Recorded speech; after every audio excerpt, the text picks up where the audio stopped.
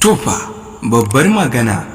a yanzu haka tabbas kware da gaske za ku ji cewa dai kilishi ta ƙara zuwa ta samu ɗan Audu a cikin motarta domin idan Allah ya daure ya goge bidiyon nan za ta ƙara mai har naira miliyan 20 kuma za ta bashi gida da motar da ta mai alƙawari.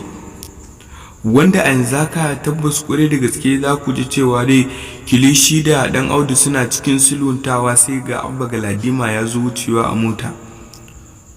wanda ya hango ya ce kai can uwa kilishi ce da ɗan Audu. To ko cin mutuncin nan ma ta biyo shi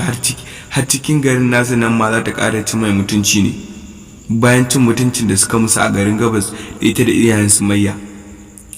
Sai ce kai sai ya ƙarasa gurin nan ya ga dai me yake shirin faruwa, wanda a yanzu haka za ku ji cewa dai Abba Galadima dai ya ƙarasa gurin nan. To dai ku biyo mu domin ku ji kaɗan daga cikin shirin fim ɗin labari na wanda zai zo muku a wannan satin, season 13 episode 15. To da ku dore ku danna mana da subscribe kana ku danna mana lakin da alamar ƙararrawa domin samun cikakkun rahotannin namu da zarar mun dora. Baya da haka za ku ji cewa dai Abba Galadima dai ya je gurin da ya zuciya shi ta ɗau zafi, ya ce ba su ankara ba suka ji ya ce ke kilishi, wanda suka firgita daga ita ɗan Audun,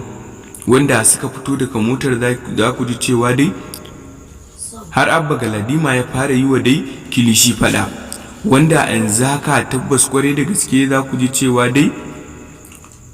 Abba Galadima ya cewa kilishi auto nan ma biyo su kike domin ki ƙara mutuncin da ita da shi da iyayen Sumayya, ko kuma wani dai abin kike shirin kullawa dan kin ga dai dan Audu mayan kuɗi ne zaki neme shi ki kulla wani abun. Wanda a yanzu haka tabbas kwarai da gaske dai za ku ji cewa dai Abba Galadima ya ce wa dan Audu dan Allah ka faɗa min gaskiya, me kilishi ta zo tana ce maka? Ya ce dai haka ta ce dai za ta bani aiki amma mai wahala ne, har za ta bani kuɗi naira miliyan 20. Ashe a baya dai ba ku manta ba dai dan Audu dai ya karɓi kuɗin kilishi har naira miliyan 20 dai. To daidai ya so ya tona wa kilishi asiri a nan gurin dai har kilishi dai zuciyarta ta fara ɗarɗar, wanda dai za ku ji cewa dai bai dai tona mata asiri dai a cikin wannan tsauni ba. To dai ku biyo mu dai cikin channel ɗin ta mai suna Arewa Hausa Top TV domin dai samun cikakkun rahotannin namu da zarar mun dora. Wanda a yanzu haka tabbas kwarai da gaske za mu ringa dai kawo muku kaɗan daga cikin shirin fim ɗin labari na a cikin dai wannan channel ɗin ta mai albarka. Har dai za mu ringa ɗan sako muku dai ɗan comedy kaɗan daga cikin irin comedy da muke yi dai. Baya da dai haka dai asirin dai kilishi za ku ji cewa dai ya kusa tonuwa.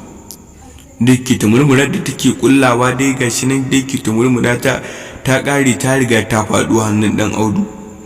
To dai ɗan Audu dai yanzu ya nemi dai hannun da zai zare kansa daga dai kar Abba Galadima ya san abin da kilishi take kullawa, shi ma kuma kar a san yana nufin zai aikata wani dai abin game da ɗan Abba Galadima. To dai Abba Galadima dai ya rabu da dai su kilishi dai ya raba su dai ya ji yana tambaye ya ƙara bibiyar ɗan Audu dai ya ce sai ya ƙara bibiyar ɗan Audu ya ji me kilishi ta faɗa mai. To dai ku biyo mu cikin channel ɗin tamu mai albarka domin jin ƙarshen bidiyon nan.